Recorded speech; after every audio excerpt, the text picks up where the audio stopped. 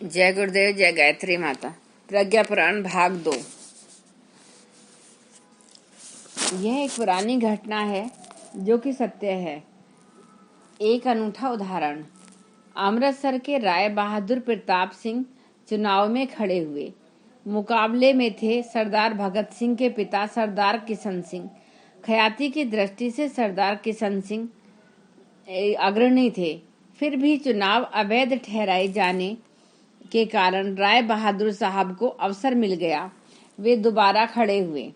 समझदारों के समझाने बुझाने पर राय बहादुर साहब ने अपना नाम वापस ले लिया। चुनाव लड़ने के लिए उसने एक नई कार खरीदी थी। उसे भी उन्होंने सरदार जी को यह कहकर दे दिया कि यह तो वैसे ही चुनाव में खप जाने वाली थी। कार उन्हें निजी उपयोग हेतु दी गई थी, पर उसे उन्होंने कांग्रेस दफ्तर के हवाले कर दिया। खुद पहले की तरह साइकिल पर दफ्तर जाते रहे। सच पूछा जाए तो ये सच्चे योग साधना है। इससे मिलने वाले आत्मसंतोष को सर्वज्ञ कहा जा सकता है। व्यापार की समष्टि साधना। 18वीं सदी में गुजरात में भीषण अकाल पड़ा। चारों ओर हाहाकार मच गया। मनुष्य, पशु, पक्षी सभी भूख से तड़प तड़प कर मरने लगे। गुजरात के राजा ने साधु संतों से यज्ञ अनुष्ठान करने की प्रार्थना की। स्वयं भी बड़े बड़े ज्ञानी पंडितों को लेकर अनेक यज्ञ किए, फिर भी वर्षा नहीं हुई। प्रजा के दुख को देखकर राजा व्याकुल हो उठा। आंखों में आंसू भरकर स्वयं भगवान से प्रार्थना करने लगा। एक दिन प्रार्थनारत राजा के सामने एक सन्यासी प्रकट हुआ और सांत्वना के स्वर में बोला, राजन, चिंता मत करो, आपके राज्य में अमुक व्यापारी रहता है। यदि वह चाहे तो वर्षा हो सकती है। राजा स्वयं चलकर व्यापारी के घर पहुंचे और उससे वर्षा कराने के लिए निवेदन करने लगे। पहले तो व्यापारी ने कुछ करने में आनाकानी की, परंतु राजा की विनय और मनुष्यों के दुख को देखकर उसका हृदय द्रवित हो उठा। उसने राजा से कहा, राजन, आप धैर्य धारण करें, मैं जल वृष्टि के लिए अवश्य उपाय करूंगा। व्यापारी ने अपनी तराजू उठा ली और बाहर निकलकर बोल उठा, हे इंद्रदेव, यदि इस तराजू से मैंने कभी कम या अधिक न तोला हो, तो सदा ईमानदारी का पालन किया हो, तो देवराज इंद्र आप अवश्य जल वृष्टि करें। व्यापारी का इतना कहना था कि आकाश में बादल छा गए और घोर वर्षा होने लगी। चारों ओर पानी ही पानी भर गया। लोग हर्ष से नाच उठे। सन्यासी। एक सन्यासी गृहस्थी छोड़कर कुटी बनाकर गंगा किनारे रहने लगा। साधुओं से ही उसका निरंतर संपर्क रहता। 2 साधुओं को 10 पैसे दक्षिणा के सिलसिले में आपस में सिर पीटते देखा। एक विद्वान महात्मा के प्रवचन उसे बहुत अच्छे लगते थे। उन्हें रोज सुनने जाता। बाद में मालूम पड़ा कि एक महिला को उड़ा ले गए जाने के सिलसिले में उसे पुलिस पकड़कर ले गई। ऐसी ही साधुओं की करतूतें देखकर निश्चित किया कि इनसे तो गृहस्थ अच्छे। वह वापस अपने घर लौट गया। बहुतों ने अच्छा कहा, बहुतों ने बुरा कहा, पर वह गृहस्थ में साधु रहकर अपनी दिनचर्या चलाने लगा। उसने एक एक मुट्ठी अनाज हर घर से संग्रह करके अपने गांव में पाठशाला स्थापित की। उसने घूम घूम कर 20 पाठशालाएं खुलवाईं। पीछे कितने ही हाई स्कूल बन गए। उसकी आत्मा ने कहा, ऐसे साधु बनने से तो सदगृहस्थ बनकर सेवा करना अच्छा है। प्यार, सौजन्य, संवेदना के लिए शब्दों की, आचरण की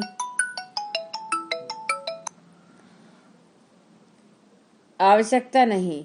यह तो आत्मा की अभिव्यक्ति और उसकी पहचान है। अंधी, गूंगी, बहरी केलर।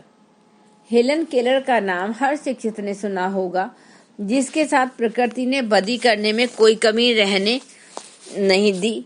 वह अंधी, बहरी, गूंगी तीनों ही व्यथाओं से पीड़ित थी, पर अपनी सूझबूझ और संकल्प बल के सहारे शिक्षा प्राप्ति का कोई न कोई तरीका निकालती रही और बुद्धि कौशल के सहारे सफल होती रही।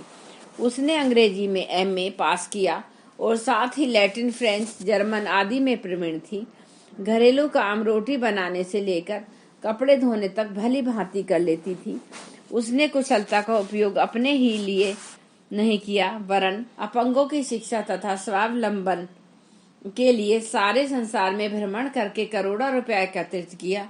उसकी विद्या में से प्रभावित होकर कितने ही विश्वविद्यालयों ने उसे डॉक्टरेट की मानद उपाधि दी। लोग उसे देखकर संसार का 8वां आश्चर्य कहते हैं। संत इन्हीं गुणों से बनते हैं। उद्दंड से उद्दंड व्यक्ति को भी इस आधार पर सिखाया, समझाया और आदर्श भी आचरण के लिए सहमत किया जा सकता है।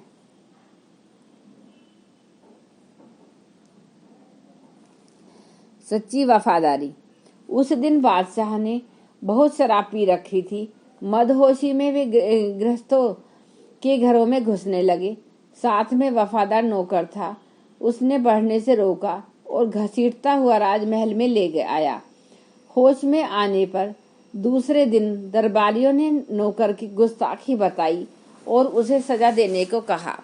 बादशाह ने उसे राज्य मंत्री बना दिया और कहा, वफादारी इसमें है कि मालिक को गलत रास्ते चलने से रोकें।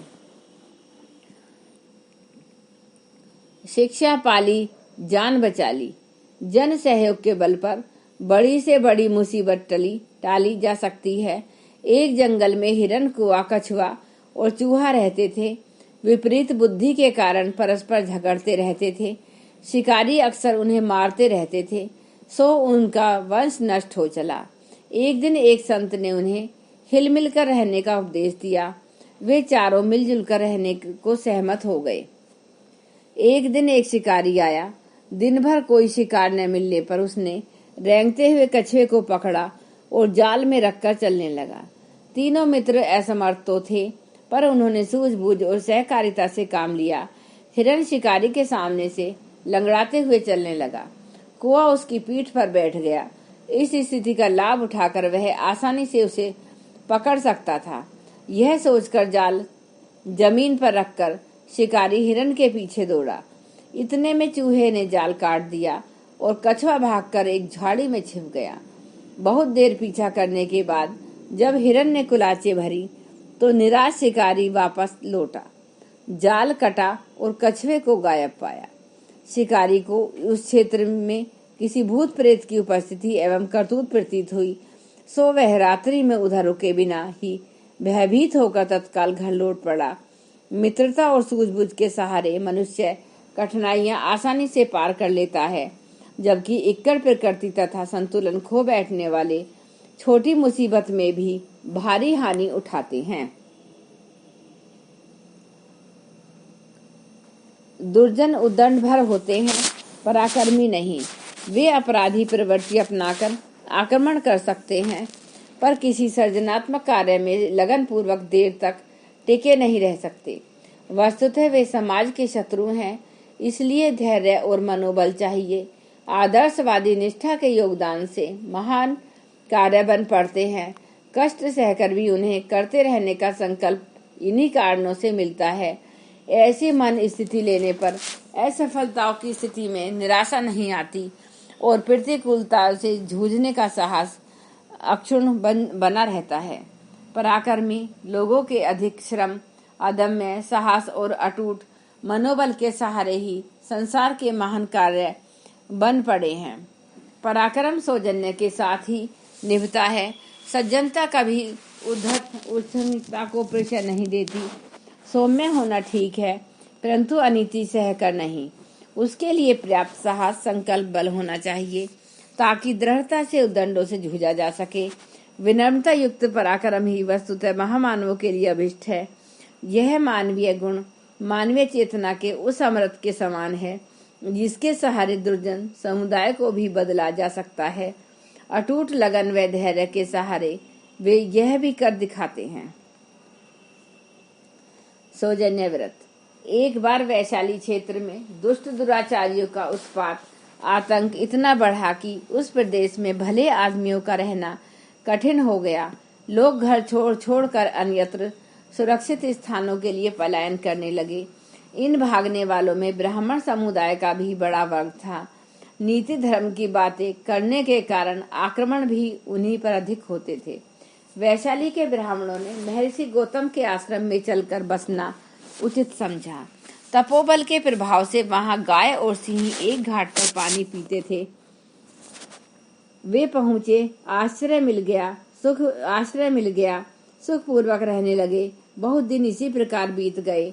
उन्हें न कोई कष्ट था न भय। एक दिन महर्षि नारद उधर से निकले। कुछ समय गौतम आश्रम में रुके। इस समुदाय के संरक्षण की नई व्यवस्था देखकर वे बहुत प्रसन्न हुए और उदारता की भूरी भूरी प्रशंसा करने लगे। ब्राह्मण समुदाय से यह न देखा गया। ईर्ष्या उन्हें बेतरह सताने लगी। उनके आगमन से ही तो गौतम ने इतना श्रेय कमाया। हमने ही उन्हें यश दिलाया। अब हम ही अपना पुरुषार्थ दिखाकर उन्हें नीचा भी दिखाएंगे। षड्यंत्र रचा गया। रातों रात एक मृत गाय आश्रम के आंगन में डाली गई। कोहरा मच गया। यह गौतम ने मारी है, हत्यारा है, पापी है। इसका भंडाफोड़ सर्वत्र करेंगे। गौतम योग साधन से उठे और यह कौतूहल देखकर अवाक रह गए। आगंतुकों को विदा करने का निश्चय हुआ। ऋषि बोले, मूर्धन्य जनों को ईर्ष्या अन्यायों अपेक्षा अधिक घातक और व्यापक परिणाम उत्पन्न करती है। आप लोग जहाँ रहते थे वहाँ चले जाएं। अपनी ईर्ष्या से जिस क्षेत्र का कलुषित किया था उसे स्नेह सौजन्य के सहारे सुधारने का नया सिरे से प्रयत्न करें। यही हुआ। कलुषित क्षेत्र पुनः पवित्र हो गया। महापुरुष प्रारंभ से ही यह रीति नीति अपनाते हैं।